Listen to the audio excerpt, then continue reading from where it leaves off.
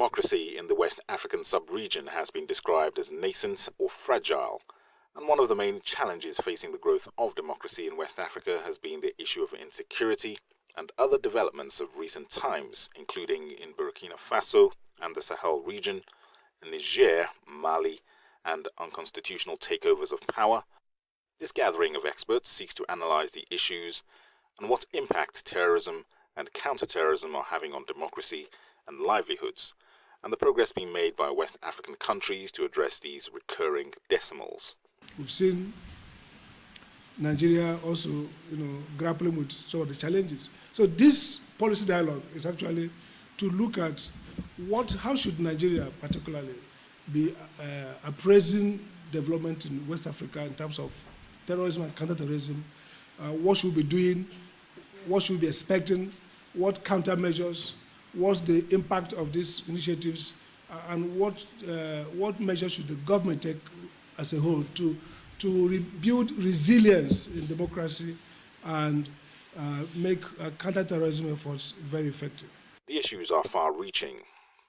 They include the vast area that is the West African sub-region, the porous nature of borders, the fall of Gaddafi, as well as the complex and conflicting interests of member states and their different alliances with various global powers such as France, the United States, China, and Russia.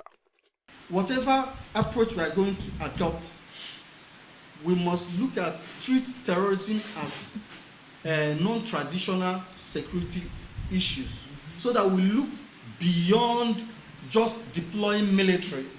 There are some things that political, we are talking about issue of reforming our electoral process, improving our economy, the governance. If you check all the coup that is going on, it still borders on this. There is a counter-terrorism strategy that was developed by ECOWAS, which has three major components.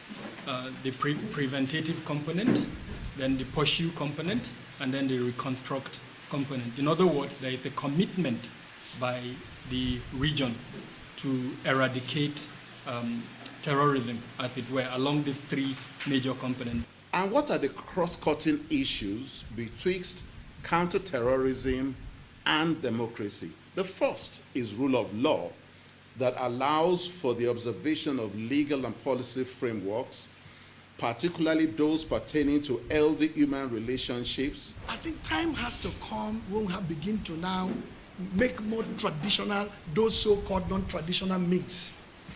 In the classic sense of terrorism fight, kinetic is the so-called traditional, non-kinetic is the so-called non-traditional. Why can't non-kinetic be the traditional? And maybe kinetic, maybe the non-traditional. The African Union also keys into what is being done in Nigeria to counter terrorism. And as the conversation continues, the hope is that the critical issues identified in this dialogue will be vigorously addressed by the powers that be in the West African sub-region and other critical stakeholders to engender sustained growth and peace in West Africa.